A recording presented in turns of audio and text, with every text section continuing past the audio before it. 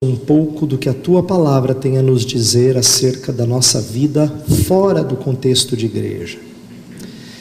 E ela tem coisas preciosas a ensinar. Nós pedimos que o Senhor nos ajude nesses dias a ponderarmos sobre essas coisas. Ajude os meus irmãos a refletirem e perceberem aplicações que eu não percebi. Ajuda-me a sedimentar aquilo que eu tenho falado, para que fique mais claro aos meus irmãos e irmãs. E que nós saiamos daqui desejosos de aprender mais sobre essas coisas, ler mais sobre essas coisas, para o engrandecimento do Teu reino e para o nosso próprio benefício. Nós oramos em nome de Cristo. Amém. Ok, ontem eu escolhi ler um texto do livro de Esther, e hoje eu vou prosseguir na história de Esther. Mas antes de ler outro trecho do livro de Esther, eu quero relembrar aquilo que eu falei ontem, para fazer conexão e fazer a sequência. Eu disse ontem que as palestras às noites, né? A palestra de ontem à noite e de hoje à noite seriam parte A e parte B de uma mesma palestra, porque na verdade eu estou tratando de um mesmo assunto e conectando com a mesma história bíblica, que é a história de Esther. Eu falei na noite passada, que foi a minha primeira palestra introduzindo esse conceito de cosmovisão reformada aplicada ao trabalho, dizendo que existem cosmovisões que não são cristãs e muito comuns aí fora. Às vezes crentes absorvem essa leitura pagã de trabalho, e até dei exemplos das razões que motivam as pessoas a trabalharem e de como às vezes isso está presente entre cristãos. Mas depois de falar dessa parte, eu entrei na parte que eu introduzi, mas eu vou retomar hoje, que é a seguinte: quando cristãos dizem assim, pastor, graças a Deus estou livre desse problema de buscar dinheiro, de buscar fama, não me importa isso aí, eu trabalho para Jesus, sabe, pastor? O trabalho é para Jesus. Você fala, nossa, esse cara é crente, hein? A cosmovisão dele é boa, esse cara aí vai longe. Ainda assim, aparece entre cristãos algo que é muito comum, mas menos percebido, que é a tal da dicotomia. O que eu quero dizer com isso? As pessoas, elas entendem que elas não devem ter as mesmas motivações que o mundo tem. Evangélicos que são sérios com a Bíblia entendem que não devem ter as mesmas motivações, só que eles têm dificuldade de relacionar a sua fé com aquilo que fazem. Então o que acontece? Frequentemente crentes têm dificuldades, eles expressam uma dicotomia entre a fé na esfera privada e a vida na esfera pública. Fé tem muito a ver com a maneira como eu faço minhas devocionais, a forma como eu sirvo na igreja, na sociedade interna, ou a maneira como eu trabalho evangelizando pessoas, ou sendo uma esposa, ou um marido, ou um filho que ama a Deus. E tudo isso é bom, e a Bíblia fala dessas coisas. Só que nós temos dificuldade de sair da esfera privada e dizer, ok, e como é que eu sou cristão na esfera pública? Isto é, na praça. Quando eu digo praça, lembre de textos como o do Areópago, em que Paulo tem que conversar sobre o que ele crê, mas em outra linguagem. Lembra, Paulo conhecia o Antigo Testamento muito bem, era um estudioso do Antigo Testamento, mas quando ele fala com epicureus e estoicos, ele não fica citando, como disse o profeta Isaías, não, ele cita profetas deles. Ele sabe conversar com eles, usando linguagem deles, fazendo contato com eles e transmitindo conceitos na linguagem deles. Então, eu estou preocupado em falar dessas coisas, em quebrar com essa dicotomia. Inclusive eu falei que existem dois tipos de dicotomia. Uma é mais óbvia. Quando eu falo assim, então, os crentes eles fazem uma dicotomia, né? Meus irmãos, não é verdade que às vezes fé e trabalho parece que não tem ligação nenhuma? Eles falam, é mesmo, pastor, fala que esses crentes precisam ouvir. Porque tem crente que fala que é crente de domingo, mas de segunda a sexta fica lá fazendo bobagem no trabalho. O que as pessoas estão enxergando? Uma dicotomia que é óbvia, que é aparente, que é reconhecida, e é triste. Essa é muito aparente. mas é aquela que mostra que pessoas às vezes professam crer em Cristo, mas dão mau testemunho na maneira de agir, isto é, tem comportamento imoral, ou alguma postura profissional que não seja ética. Essas são mais fáceis de perceber. Essa é a dicotomia aparente. E eu não estou dizendo que essa não seja importante, ela é muito importante. E nós temos que pegar no pé de quem é inconsistente, incoerente. Mas como essa é mais aparente, eu não gastei tempo com ela. Eu quero gastar tempo com aquela que é mais, que eu chamei de dicotomia disfarçada. Aquela que as pessoas não percebem muito bem que é uma dicotomia.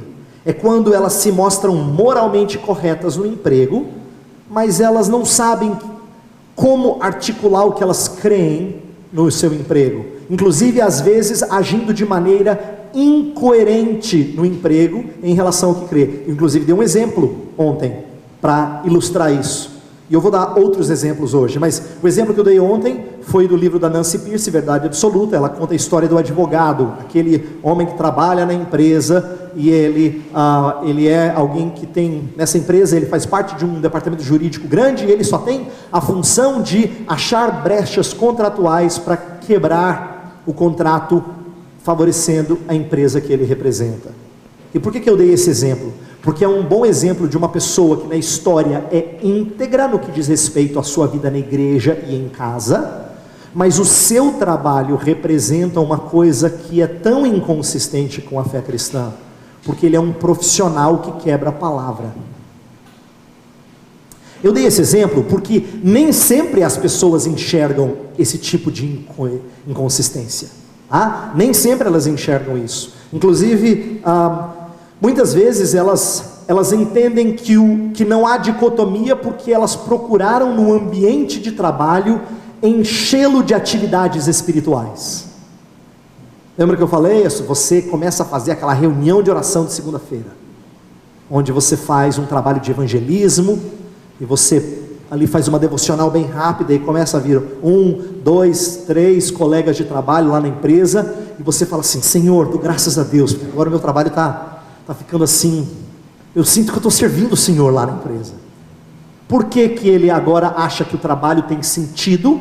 Porque ele colocou atividades espirituais dentro da sua jornada de trabalho. O que eu disse ontem eu vou repetir hoje para que fique muito claro: eu não estou desprezando essas coisas. Se um funcionário quer testemunhar de Cristo aos seus colegas, amém, assim seja. Que bom que ele quer orar pelos seus colegas e tentar trazê-lo ao conhecimento salvador de Jesus. O problema é quando ele acha que isso é relacionar fé com trabalho. Porque o que ele fez? Ele preservou uma dicotomia. Porque o trabalho em si, a função do trabalho não é pensada à luz da sua fé, mas ele tem atividades espirituais, como se dessem um jeito de sacralizar. E por que eu falei dessas coisas ontem e li Esther? Porque Esther é uma história interessante de alguém que tem desafios para ser íntegra num contexto muito pagão. Lembra, Esther é um remanescente de povo judeu que não voltou para a terra prometida depois do decreto de Ciro. Inclusive eu disse que essa me parece ser uma dica para imaginar que muitos desses que ficaram se tornaram secularizados, se adaptaram tão bem à terra que eles tinham, ao que eles haviam constituído. Lembra que lá em Jeremias eles estão loucos para voltar para a terra, e Deus ordena que Jeremias diga para o povo assim: olha, não vão voltar logo, plantem vinhas, construam casas, deem os seus filhos em casamento, porque ela vai levar 70 anos. Então essas pessoas fincaram raízes lá, e mesmo quando o decreto de Ciro possibilitou que elas voltassem, algumas não voltam. E Esther é resultado dessa permanência. Pois bem, eu contei essas coisas porque o que eu quis destacar é que Esther, a história de Esther não começa tão nobre assim, como às vezes a gente está acostumado a contar. Eu disse isso porque eu aprendi com essa nova perspectiva. Eu, como alguns de vocês, cresci ouvindo histórias como essa na escola dominical. e de como Deus colocou essa bela jovem na posição de rainha para fazer uma obra maravilhosa. Só que a parte que eu não ouvia na escola dominical, lá na classe das crianças, é que para ela chegar nessa posição, ela teve que dicotomizar. Essa parte eu nunca tinha ouvido. E aí eu ilustrei, lendo o capítulo 2, e mostrando que por 2 vezes o texto reforça que ela não revelou a sua identidade. A pedido de Mordecai, o seu responsável, o pai, vamos dizer assim, na prática dela. Ela não revela a sua identidade. E por que eu quis destacar isso? Porque isso fez com que ela ficasse numa situação muito ruim. Eu terminei falando de 2 possibilidades, terminei ontem falando de 2 possibilidades péssimas, resultantes do esconder a identidade. A primeira é que ela poderia praticar imoralidade. Ela é colocada entre mulheres que eram experimentadas pelo rei, e se o rei não quisesse elas voltavam para a casa das concubinas e lá ficavam. Por exemplo, abra sua Bíblia lá em Esther capítulo 2, eu li o versículo 14 com vocês ontem, que fala assim, à tarde entrava e pela manhã tornava à segunda casa das mulheres, sob as vistas de Saasgás, eunuco do rei, guarda das concubinas. Não tornava mais ao rei, salvo se o rei a desejasse e ela fosse chamada pelo nome. Presta atenção, está descrevendo aquele grupo das mulheres que fariam parte do concurso de Miss que eu falei ontem. Só que não é um concurso de Miss à moda moderna. Esther passou a fazer parte de um harém.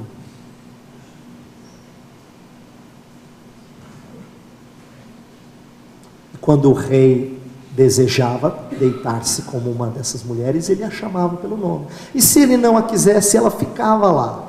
Então, na pior das hipóteses, eu falei ontem, ela incorreria em imoralidade e desprezo. Isto é, ela se sujaria e seria desprezada para sempre. Inclusive, eu estava relendo um verso lá em 2 Samuel que diz que a mesma coisa acontecia com as concubinas de Davi. Se Davi não as quisesse, elas ficavam lá e ficaram até o final de suas vidas, de 2 Samuel capítulo 20. Então era uma realidade muito ruim. Na melhor das hipóteses, ela se casaria. Você diz, mas essa foi o que aconteceu. Só que isso era casamento misto, e nas escrituras, em Deuteronômio, estava muito claro a proibição de casamento interracial por razões espirituais, isto é, mistura dos deuses, idolatria e assim por diante. Então, eu terminei com essa história de Esther para dizer assim, Esther é alguém que, para conseguir aquilo que é bom para ela, bom no sentido de uma vida melhor, ela dicotomiza, ela se mostra inconsistente com a sua identidade, a pedido de Mordecai. Então agora eu quero terminar a história de Esther e fazer mais algumas ligações com esse tipo de dicotomia, tá? Agora a gente vai ver o outro lado, o lado B. Eu garanto para você que o lado B é mais bonito que o lado A. Porque o lado A termina meio feio assim, a gente nunca viu Esther tão feia. Esther era uma moça tão bonita, tão bela, tão pura. Aí o pastor vem aqui e estraga, suja ela. Mas a Bíblia, ela não esconde as feiuras morais dos personagens, tá? Então, a Escritura retrata Esther no meio desse bolo de imoralidade e de arrogância de um rei que queria uma rainha do jeito dele e assim por diante, tá?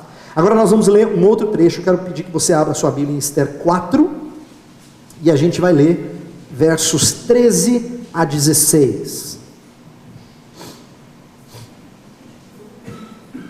E daqui a pouco eu vou explicar o contexto para ficar mais claro o que essa passagem tem a nos ensinar, tá? Do 13 ao 16, capítulo 4, a partir do verso 13, diz assim: Então lhes disse Mordecai que respondessem a Esther: Não imagines que por estares na casa do rei, só tu escaparás entre todos os judeus, porque se de todo te calares agora, de outra parte se levantará para os judeus socorro e livramento, mas tu e a casa de teu pai perecereis. E quem sabe se para conjuntura como esta que foste levada à rainha.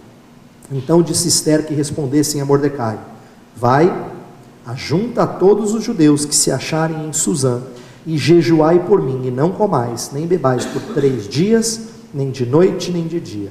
Eu e as minhas servas também jejuaremos. Depois irei ter com o rei, ainda que é contra a lei. Se perecer, pereci. Daqui a pouco a gente volta para a história de Esther. Vamos fazer uma pausa e vamos pensar de novo em algumas inconsistências entre fé e trabalho. Eu quero dar outros exemplos, e quem sabe ao final dessa palestra você pode pensar em outros exemplos que você já se deparou, talvez pessoalmente, ou pessoas que você conhece. Então, eu contei o exemplo do diácono que era advogado naquela empresa e trabalhava no departamento jurídico e tal, mas agora eu quero contar de outras profissões. Por exemplo, eu recentemente tive um insight que veio de um presbítero que trabalha na igreja onde eu pastoreio. Depois que eu estava dando palestras sobre um outro assunto relacionado a essa ideia de cosmovisão, ele falou assim: pastor, o senhor me fez pensar numa coisa, e aí ele me contou o que eu vou contar para vocês agora. Ele diz assim: pastor, o senhor já percebeu o problema que é cristãos se envolverem em coaching? Aí eu falei: como assim? Aí ele me explicou. Olha só, coaching, para quem não sabe, é uma das profissões que ganhou muita popularidade hoje em dia, porque é um investimento interessante e lucrativo para as empresas. Elas contratam pessoas que visam motivar os seus funcionários para que trabalhem melhor e tenham melhor desempenho.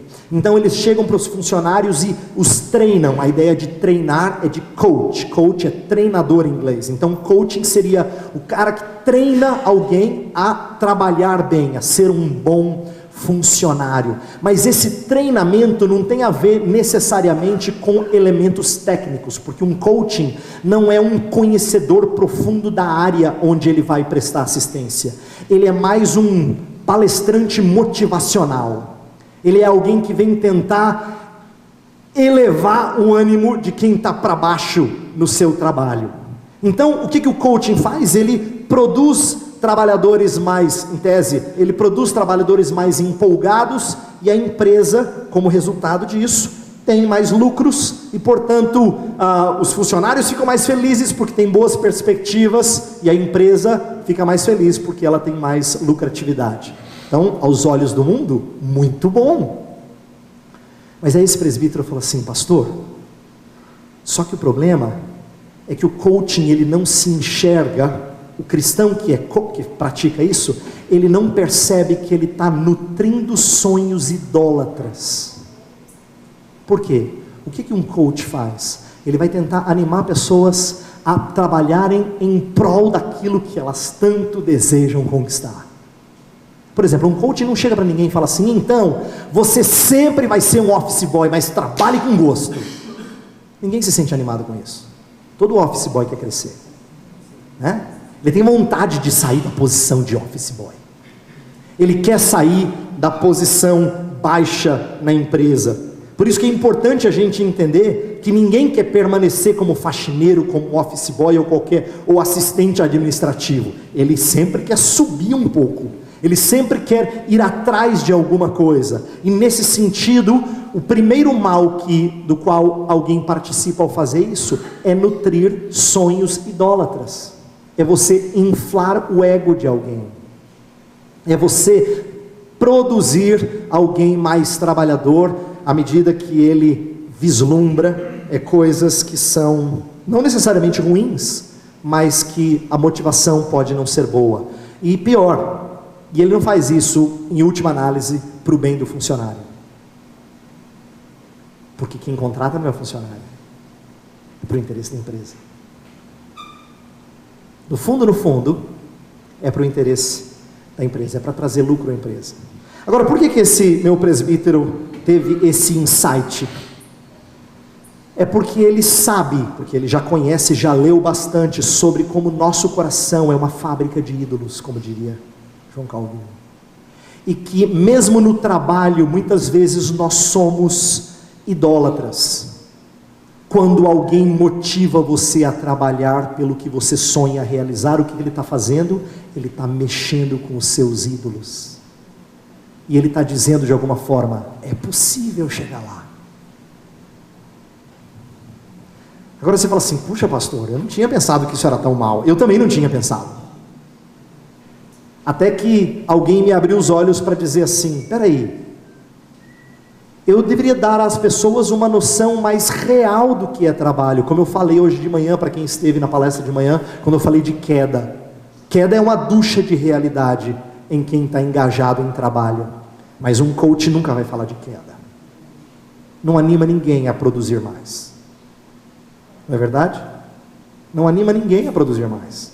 Você não fala de queda, você fala de significado, sentido, realização, sucesso. Então, eu estou chamando a atenção de coisas que não são em si imorais, mas que podem ser inconsistentes com aquilo que nós cremos. Eu vou dar um outro exemplo. E esse exemplo eu ainda falo até com um pouco mais de liberdade, porque eu tenho vários membros da igreja que exercem essa profissão. Deixa eu falar de médico, vou dar um exemplo. Ser um médico no Brasil hoje e não ter problemas com algumas alternativas da medicina é não articular a fé dentro do trabalho. Que tipo de alternativa dentro da medicina, pastor? Por exemplo, nós vivemos num tempo em que cirurgia bariátrica virou uma solução rápida para o problema da gula. Nós vivemos num país em que nós somos recordistas em cesáreas, mesmo quando não há necessidade, porque é mais interessante para o médico, tanto do ponto de vista de programação, quanto financeiro. Não é errado fazer cesárea, nem é errado uma cirurgia bariátrica em si, não estamos falando nada ilícito. Eu só estou mostrando para vocês que é possível que dentro de uma profissão existam desafios que sejam inconsistentes com o que nós entendemos ser uma realidade bíblica. E que cosmovisão reformada aplicada ao trabalho é dizer assim, deixa eu sentar e pensar sobre os desafios próprios da minha profissão. A maioria de vocês aqui, eu sei, está no mundo teológico. Então por isso que você tem que pensar sobre os desafios que levam você, seminarista, futuro pastor ou já pastor, a perceber idolatrias e perigos que nós temos. Mas eu quero que você não pense só na sua realidade, porque você não vai pregar para pastores primordialmente. Você vai pregar para pessoas que trabalham nas empresas, buscando plano de carreira, lembra que eu falei? Buscando alguma coisa que em si não é errada. Atenção, eu preciso destacar isso. Quem me ouve às vezes tem a impressão de que eu sou pessimista, que só diz que tudo é pecado. Não é isso, eu estou dizendo que as nossas motivações por detrás de algumas coisas que nós fazemos não combinam com aquilo que nós cremos. Você vai dizer assim, pastor, a cirurgia bariátrica é uma ótima solução para quem tem problemas de saúde a tal ponto que ele pode chegar a óbito se não tiver uma solução. É verdade. Pode ser uma solução importantíssima para alguém que está num estado de saúde deplorável, mas na verdade ele virou a saída médica para um problema de pecado. Na maioria dos casos é assim. A saída médica para um problema de pecado. Pastor, mas a cesárea, ela pode ser uma bênção quando a criança está numa posição que... É verdade, eu sei que é, não estou negando isso. Só estou dizendo que não é essa a principal razão que leva médicos no Brasil a serem recordistas no mundo em número de cesáreas. Não é essa a razão.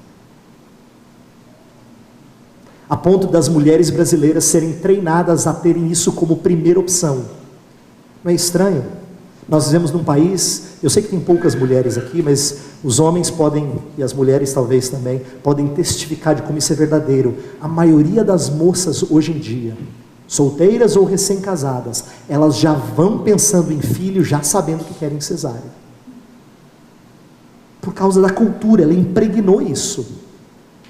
Agora eu só estou dando exemplos de coisas que mostram que a nossa cultura pode ter algumas situações que em si não são erradas, mas podem ser usadas de maneira pecaminosa. Eu quero que você pense em outras inconsistências. Deixa eu dar exemplo da dicotomia disfarçada, que eu estou me atendo a essa dicotomia disfarçada. Aquela que, lembra eu disse ontem, aquela que o pregador fala assim: nós precisamos ser crentes de segunda a segunda, e a igreja fala: amém, pastor. E aí o que ele pensa com isso? Ele pensa em atividades espirituais, como eu já disse, né? É ter um momento de evangelização, ou reunião de oração, ou ética individual. Isto é, ser uma pessoa honesta, pontual, submisso às autoridades, eficiente. Tudo isso é bom. Tudo isso é bom. Mas ainda não mexe numa maneira de pensar o seu trabalho. Então eu vou dar um exemplo de algo que eu tirei de um livro. Olha só, uma pessoa estava entrevistando alguns empresários, e ela perguntou assim: o que você diria ser uma característica de um empresário cristão? Um empresário cristão é aquele que faz o quê? Aí algumas das histórias que ela ouviu, a coautora desse livro, ela diz assim: eu ouvi histórias do tipo assim: eu deixo uma Bíblia em cima da escrivaninha para que alguém pergunte o motivo e abre uma oportunidade para eu testemunhar. Tem aquele que quando está lá no escritório, ele deixa a Bíblia lá no canto. Alguém fala assim: você é evangélico? Eu falo: sou, sim senhor. Inclusive, você já aceitou Jesus na sua vida e tal? Esse é um empresário cristão. Ou, um empresário cristão é aquele que ora pelos negócios agradecendo cada êxito profissional. É aquele que termina uma negociação e fala assim: Senhor, eu te agradeço, porque foi o Senhor que abriu porta. Se não fosse o Senhor, eu não fecharia esse negócio. Ou, em terceiro lugar, é aquele que compartilha o lucro da sua empresa com instituições de caridade. Ele fala: não, Deus tem me dado muito, então eu entendi que o certo é repartir, é dar para pessoas que não têm quase nada. 3 coisas: testemunho, oração e auxílio financeiro. Nenhuma delas é desprezível, vou repetir, mas também nenhuma delas aborda a questão de como a fé influencia a maneira de trabalhar. Nenhuma delas. Todas as 3 atitudes acima, inclusive, poderiam ser feitas por um espírita. Todas as 3. Deixar o Evangelho segundo Allan Kardec, fazer uma prece de gratidão e dar para entidades de caridade, poderiam ser praticadas por um espírita. Então, eu quero usar uma analogia e eu vou trabalhar com ela até o final da minha palavra aqui. Quando eu falo dessas coisas, dessa dicotomia, e de como algumas pessoas procuram enxertar atividades espirituais dentro do trabalho, ou pensam em ética individual enquanto funcionários, ser honesto, respeitar o patrão, e coisas mais que são importantes, fazem parte da ética bíblica. Infelizmente, fé está apenas anexada ao trabalho. Eu uso a analogia de 2 peças de Lego. É como você pegar uma peça de Lego e outra peça de Lego e fazer assim, ó. E uma boa peça de Lego conecta muito bem com a outra peça de Lego. Você até fala assim: nossa, tá bem juntinho, né? O problema dessas 2 peças é que a hora que precisar você faz assim, ó. Porque fé anexada ao trabalho é muito diferente de fé integrando o trabalho. E a outra analogia que eu vou usar para contrastar com as 2 peças de Lego é a ideia de fermento que leveda a massa. Fermento que leveda a massa é assim: caiu o fermento na massa, misturou a massa, ninguém tira mais fermento, porque ela leveda a massa inteira, todinha. O meu ponto é dizer que nossa fé, ela tem que articular a maneira como a gente trabalha e faz o que a gente faz, levando a gente a pensar de maneira crítica algumas formas mundanas de trabalhar. Então, eu quero que você não apenas anexe a fé à sua profissão. Anexar a fé à sua profissão seria como, por exemplo, alguém que é artista querer fazer arte mencionando Jesus explicitamente. Lembra que eu falei que é quando as pessoas tentam legitimar o seu talento, o seu trabalho, fazendo uma atividade espiritual ou fazendo alguma coisa que seja explicitamente espiritual? Ou é alguém que diz assim: o que é que eu entendo? Entende de Bíblia, então eu vou fazer, eu vou ensinar religião nas escolas públicas. Não tem nada de errado nisso, mas as pessoas acham que é só isso que é servir o Senhor e honrar o Senhor naquilo que se faz. Gente assim ainda está pensando de maneira desconectada, ou quando muito, duas peças de Lego: fé anexado ao trabalho, antes do que fé integrando o nosso trabalho. Vou dar um exemplo de algo que eu já vi muito em São Paulo, talvez tenha aqui em Goiânia também. Lá em São Paulo tem uma rua que os evangélicos chamam de Rua dos Crentes. Tem um monte de loja de livros e artigos evangélicos. Lá você pode encontrar alguns exemplos do que eu vou fazer, do que eu vou falar aqui, não é? Mas não só isso. Eu já tive experiências no meu ministério daquilo que eu vou falar aqui. Um crente quer abrir uma loja, não importa do que, pode ser de artigos evangélicos, pode ser de roupa também, pode ser de qualquer outra coisa. Ele fala assim: pastor, mas eu quero que essa loja seja diferente, eu tenho falado com Deus, eu quero que seja uma loja para Jesus. Então vamos fazer o seguinte, pastor, eu quero convidar o senhor vai fazer um culto de inauguração, a gente vai consagrar isso para Jesus. Depois eu vou tocar umas músicas gospel lá no alto-falante, porque eu quero que os meus clientes entrem e sintam assim a paz. Eles vão entrar, eu vou cumprimentá-los na paz do Senhor. E na hora deles saírem com o produto, eu vou colocar um folheto evangelístico na sacola de compra, para a palavra de Deus ser carregada com eles.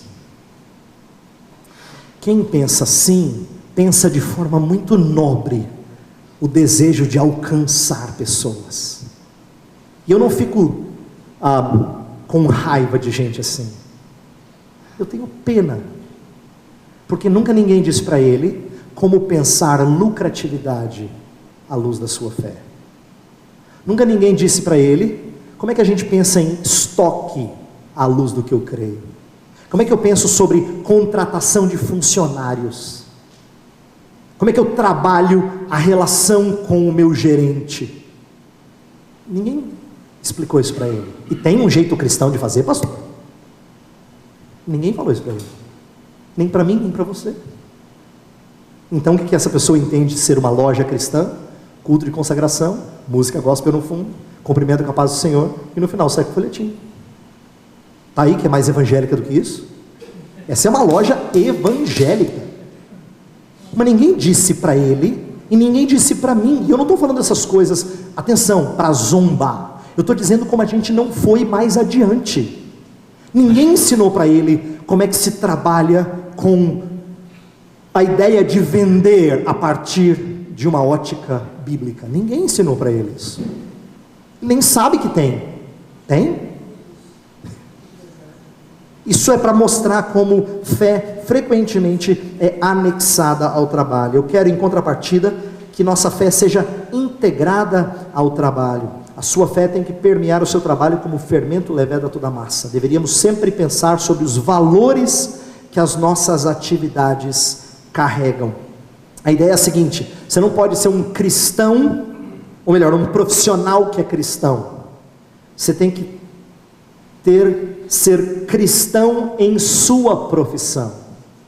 Deixa eu explicar a diferença. Vou voltar ao exemplo do médico. O médico que é um profissional que também é cristão, quer servir a Deus, o que ele faz? Ele fala assim: pastor, tenho tido muita vontade de servir a Deus, queria sua orientação aí, eu ouvi uma palestra sobre cosmovisão aplicada ao trabalho e tal, fiquei meio confuso, queria sua ajuda aí, o senhor pode me ajudar? Eu falei: meu irmão, eu tenho a solução certa para você, daqui a 3 meses nós vamos ter uma viagem missionária. O senhor faz o seguinte: o senhor tira suas férias, o senhor vai lá na viagem missionária, o senhor vai atender pessoas, o senhor vai se sentir tão bem, vai sentir que você serviu a Deus tão bem. Tire um mês, o senhor vai se arrebentar, mas vai ser assim muito recompensador. O cara volta arrebentado, mas ele fala assim: Senhor, obrigado porque eu te servi. E eu não desprezo esse mês dele, foi muito altruísta. O que eu me entristeço é que ele não sabe fazer nos outros 11 meses. Entendeu? Ele só sabe o que fazer naquele mês. Ele não sabe o que fazer nos outros 11. De novo, fé anexada ao trabalho, antes do que integrando a sua atividade. É isso que eu quero que vocês pensem. Eu quero voltar na história de Esther, para mostrar como a história de Esther tem a nos ensinar sobre isso. Veja só, volta lá para Esther, capítulo 4. Deixa eu lembrar o contexto. Esther, o contexto a partir do versículo 2, do capítulo 2, que a gente leu ontem, mudou. Por quê? Surge Amã. Amã é aquele cara que não gosta do Mordecai, então resolve ameaçar a sobrevivência dos judeus. Lembra? Os judeus estão ameaçados, há um grande risco deles todos serem dizimados. Nessa hora Mordecai não vê outra solução, senão apelar para quem está próximo do poder. Esther. Vou mandar recado para Esther. Lembra? Ele não tem acesso à rainha. A conversa do capítulo 4 acontece mediante pombo correio. Alguém vai levar lá o recado. Chega alguém e fala com Mordecai, e aí os servos da Esther voltam e falam com Esther, e depois fala com Mordecai e volta. Essa conversa leva um tempo para acontecer. Mordecai chega para ele e fala assim: Esther, você precisa chegar junto ao rei. Você precisa se apresentar diante do rei e pedir clemência. Olha só versos 7 e 8 do capítulo 4. Mordecai lhe fez saber tudo quanto tinha sucedido, como também a quantia certa da prata que Amã prometera pagar aos tesouros do rei pelo aniquilamento dos judeus. Também lhe deu o traslado do decreto escrito que se publicara em Suzã para os destruir, para que o mostrasse a Esther e a fizesse saber, a fim de que fosse ter com o rei e lhe pedisse misericórdia, e na sua presença lhe suplicasse pelo povo dela. Esther, você é o único jeito. Estou te dando aqui a documentação toda. Você mostra para o rei e fala assim: rei, misericórdia, tem misericórdia do meu povo, sou a sua rainha. Lembra que ela tinha escondido a sua identidade antes? Agora é o momento em que a sua identidade entra em jogo. Agora presta atenção como a situação dela é muito cruel, é muito angustiante. Presta atenção. No versículo 13, Mordecai dá uma pressionada. Olha lá. Então lhes disse Mordecai que respondessem a Esther. Só para lembrar, quando Mordecai fala que ela tinha que se apresentar na presença do rei, ela fala assim: não posso, vou morrer. O rei não aceita alguém se apresentar na presença dele que não for chamado. Nem eu, rainha. Não é que rainha e rei estão assim, a rainha só está um pouquinho abaixo. O rei é monarca absoluto. A rainha é só mais um troféu para ele mostrar para os outros. Você lembra do capítulo 1? Tá? Então a rainha não pode chegar na presença do rei e dizer assim: rei, eu tenho uma reunião contigo. Não. Ela fala: eu posso morrer. Olha o versículo 11.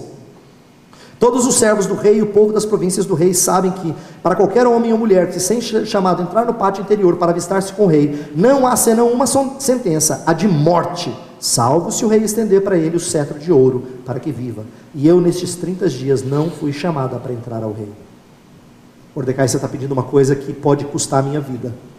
Se eu me apresentar na presença do rei, eu não fui chamado nos últimos 30 dias, então não tenho ocasião para ir. E se eu me apresentar e ele não estender o seu cetro, eu tenho que morrer.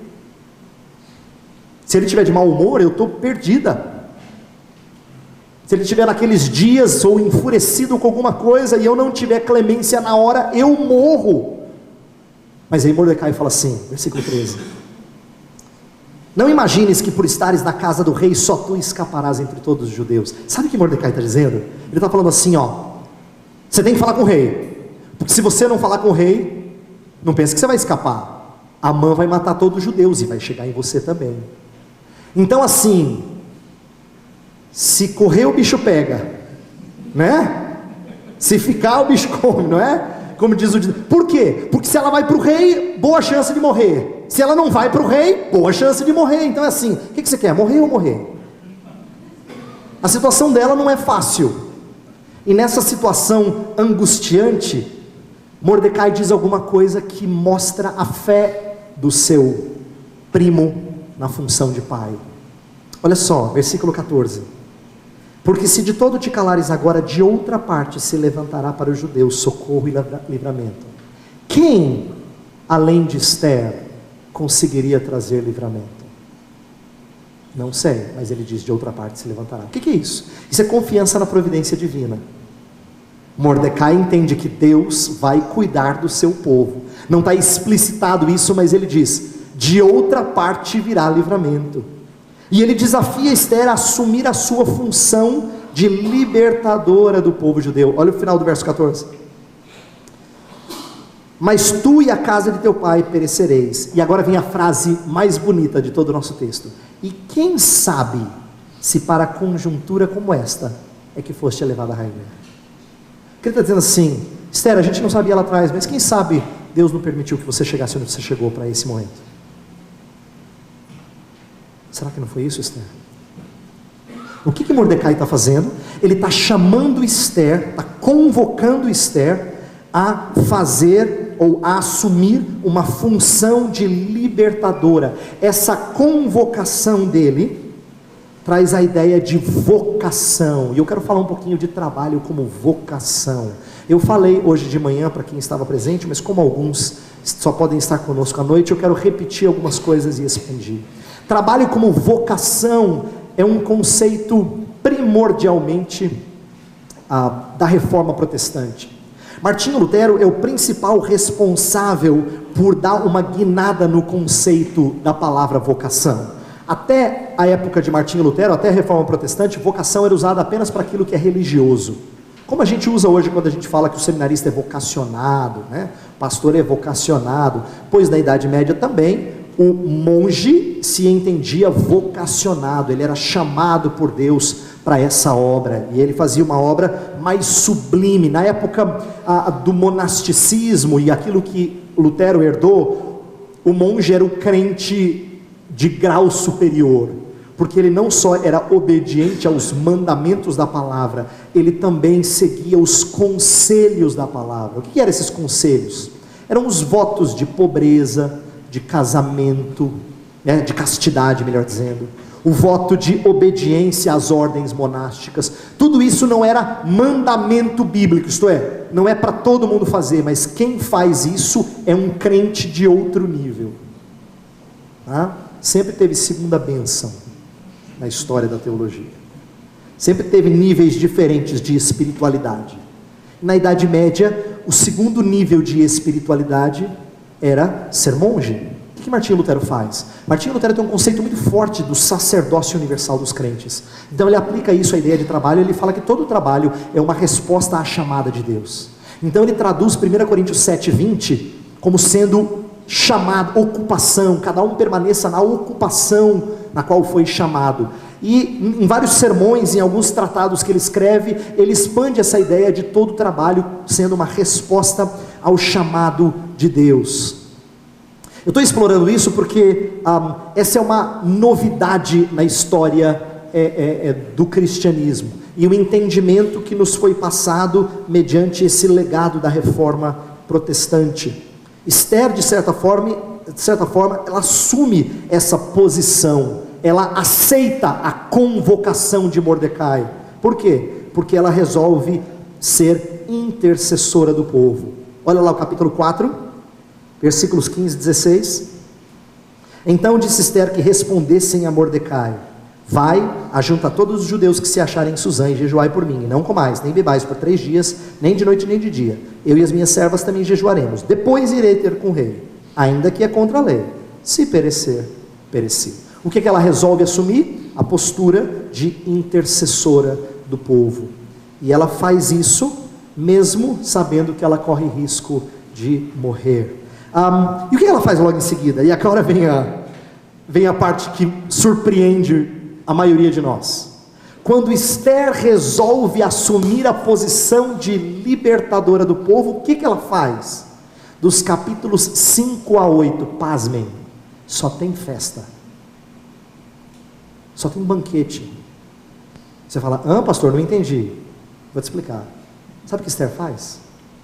Política. Ela faz política, porque ela é uma estadista, por assim dizer. Ela reúne pessoas ao redor da mesa e ela negocia. É isso que acontece no resto do livro.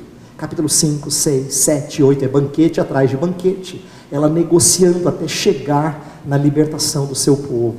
Por que eu enfatizo isso? Porque você não vê uma Esther dizendo assim: nós vamos reunir as pessoas na praça pública e eu vou lá com um sermão e que Deus me abençoe nessa mensagem. Não tem nada de espiritual nesse sentido. Ela resolve assumir o seu chamado, que é o quê? Fazer política. E como uma rainha, ela não tinha poder de rei. O que a rainha fazia? ela oferecia banquetes, e era nos banquetes que ela conseguia algumas coisas, ou não, pois é isso que ela vai fazer. Política, pasmem. Agora, por que é importante a gente entender isso? Esther fez aquilo que é próprio da sua posição, e a Bíblia não condena isso em Esther. Pelo contrário, é por intermédio da sua função de rainha, fazendo o que é próprio de rainha, é que ela consegue a libertação para o povo. Isso é que eu quero dizer por seguir a vocação. Ela segue a vocação dela, o serviço dela é esse. Eu escrevi nas minhas anotações aqui que ela faz um jejum, e a gente tem como deduzir que esse jejum envolve uma súplica a Deus, embora não esteja explicitado. Mas presta atenção, a sua súplica a Deus não é o seu verdadeiro serviço. O seu verdadeiro serviço é política. É quando ela cuida dos seus compatriotas. Então, o que eu estou enfatizando aqui é vocação num aspecto mais amplo que eu falei hoje pela manhã.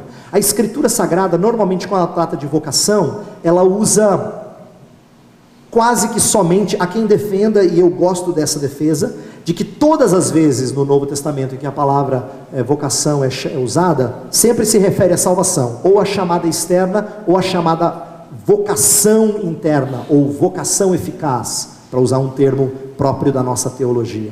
Então é a chamada para a salvação.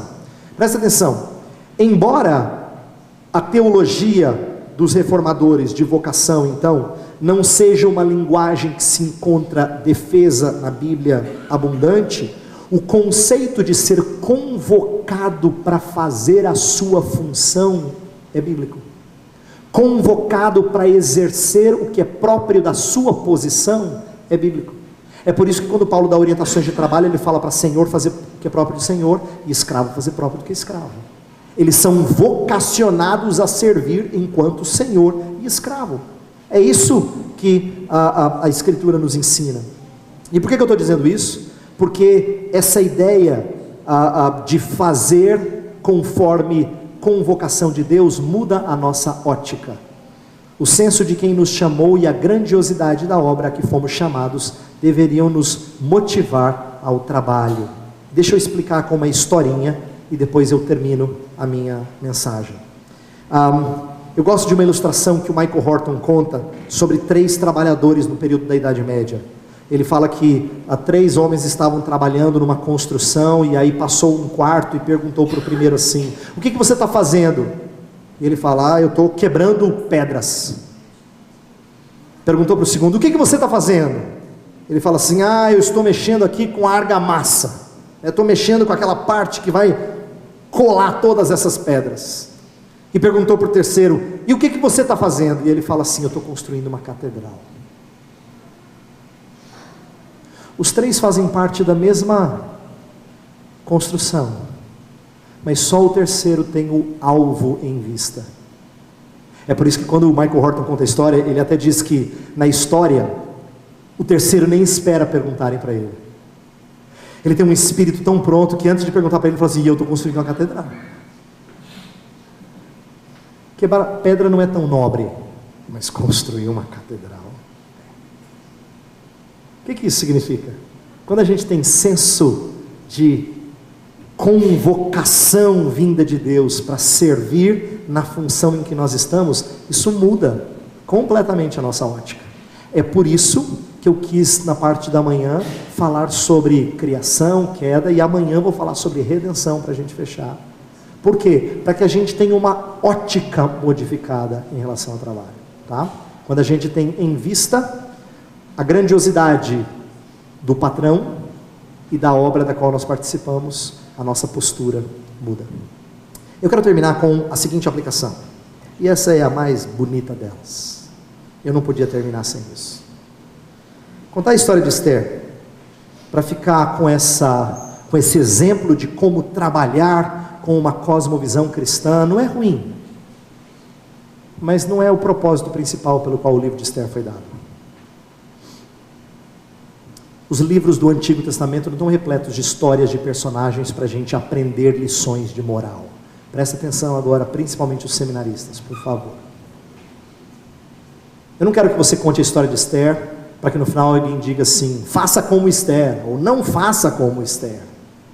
Embora a gente possa aprender com exemplos bíblicos sobre o que fazer ou não fazer, é importante que a gente entenda que esse livro aqui não é um livro sobre Esther. É um livro sobre outro personagem. E Esther é apenas alguém que ilustra outro personagem. Por que eu estou dizendo isso? Porque Esther é um exemplo de quem coloca a sua vida em jogo e intercede pelo seu povo. Quem é que é mestre nisso? Coloca a sua vida em jogo e intercede pelo seu povo. A Bíblia não é a história de Esther, uma bela história de uma mulher corajosa que coloca a sua vida em jogo. É a história de alguém que antecipa de maneira ainda muito simples, muito opaca, à luz de quem aceitou o seu chamado de redentor. Alguém que de fato colocou a sua vida em jogo e a deu e intercede pelo seu povo. Esther é uma história que aponta para quem entende de vocação melhor do que qualquer outro: o nosso Salvador Jesus Cristo. Por isso eu queria que você pensasse sobre vocação e sobre mestre de vocação e exemplo de vocação, acima de tudo, no Salvador. E por que eu fiz a conexão com o Salvador Jesus Cristo? Porque eu quero que você seja impulsionado não por bons exemplos ou maus exemplos do Antigo Testamento, mas pelo Evangelho de Cristo. É porque Ele faz a vontade do Pai que eu tenho vontade de fazer a vontade do Pai. É porque Ele é o verdadeiro cumpridor do mandato cultural, como eu vou explicar amanhã, que eu quero cumprir semelhantemente a Ele. É porque Ele coloca a sua vida em jogo que eu vejo que eu não preciso padecer na mão deste mundo mau. É porque Ele intercede por mim e que eu posso ir para o trabalho em meio a um contexto maligno e saber que Deus me protege lá. É o Evangelho que me impulsiona a trabalhar em resposta a Deus. É o Evangelho de Jesus, sempre tem que ser. E eu queria terminar com isso para encorajar você a não usar histórias do Antigo Testamento apenas para trazer boas lições de moral. Elas são ótimos exemplos de conduta santa ou pecaminosa, sem dúvida, mas elas não servem só para isso. Se a gente não aprender a fazer o link com o personagem principal, a gente perdeu de vista o porquê que Esther está nas Escrituras Sagradas. Tá?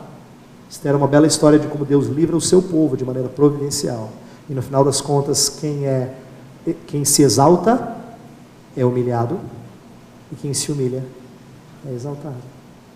Esther conta isso. É o Evangelho.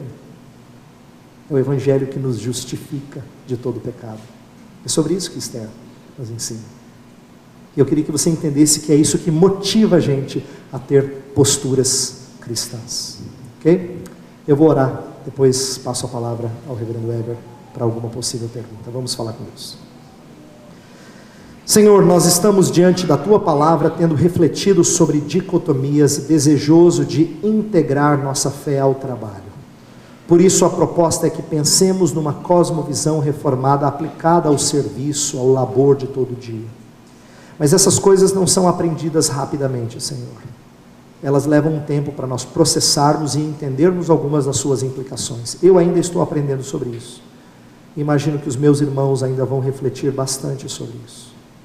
Dá que isso aconteça de fato, que tenhamos aqui mestres da Tua palavra, que se dispõem a pensar e articular as verdades bíblicas para situações mais desafiadoras que passam os profissionais, os trabalhadores de nossas igrejas.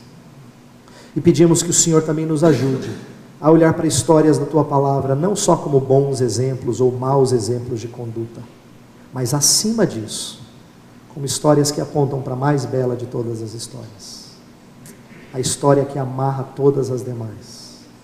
Te damos graças, Senhor, porque Esther é apenas um vislumbre, opaco ainda, mas um vislumbre da história de quem aceitou a sua vocação e a cumpriu perfeitamente.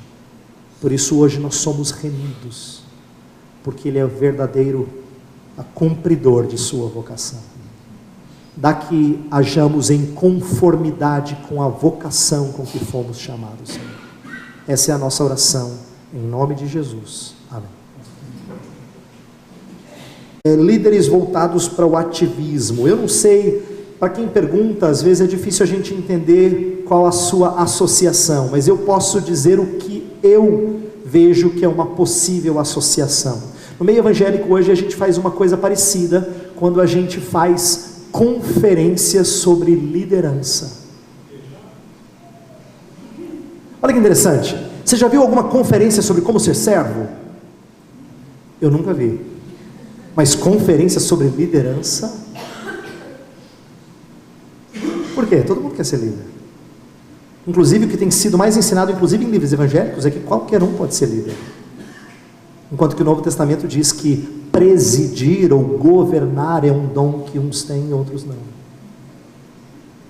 Mas o conceito que nós absorvemos é de que todo mundo pode ser.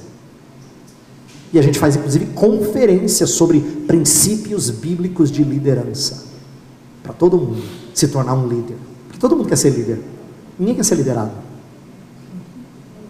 Essa é uma maneira de às vezes nós trabalharmos com padrões semelhantes aos padrões do mundo. É isso que eu quero que vocês entendam.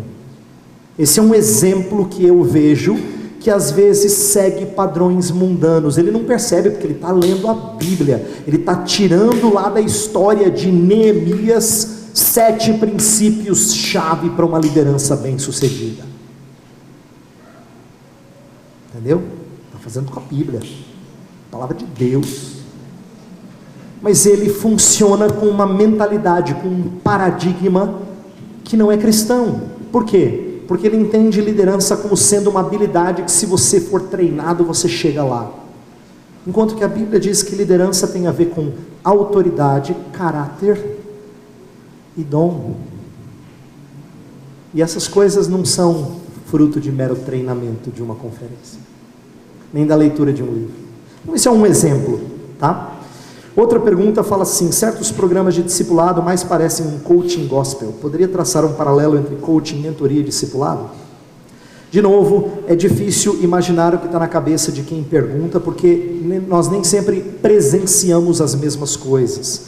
Mas eu preciso dizer em primeiro lugar que discipulado e mentoria não são conceitos errados, são conceitos bíblicos. Fazer discípulos é um conceito bíblico, e mentorear também. O apóstolo Paulo era uma espécie de mentor de Timóteo, por isso que ele escreve para Timóteo do jeito que ele faz. E ser um discipulador é mais do que a gente está acostumado a fazer. Então talvez, como é que a gente erre enquanto fazemos discipulado? Se a gente tem uma teologia ruim, a gente vai prometer coisas que a Bíblia não promete. Aí seria uma espécie de idolatria, né? De fomentar a idolatria. Mas se a gente tem uma teologia um pouco melhor, talvez a gente peque não tanto no que nós prometemos que Jesus vai trazer, mas no que a gente acha que o discipulado é. E eu vou dar um exemplo. Para a maioria de nós, discipulado é Catecúmenos 2, a revanche. É um livro de 13 lições que você dá e alguém, você fez discipulado. Enquanto que o texto de Mateus 28 fala assim: ensinando-os todas as coisas que eu vos tenho dito. Fazei discípulos de todas as nações, ensinando todas as coisas. Leva tempo. O apóstolo Paulo levou 3 anos em Éfeso para fazer discípulos. Discípulo não é uma coisa fácil, discipulado não é uma coisa simples. Mas a gente criou um conceito que eu acho que não é saudável, de que você faz um curso e resolve, ou você vai lá e faz alguns estudos.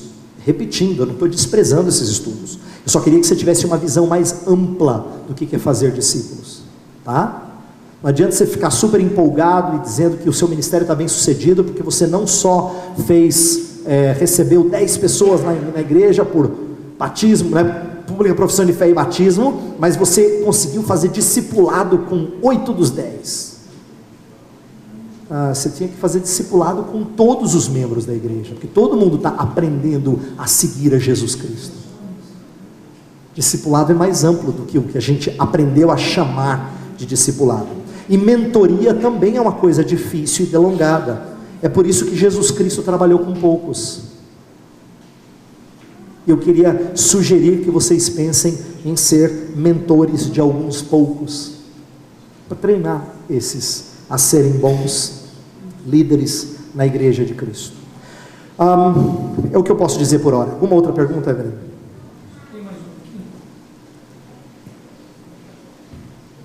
Tá bom.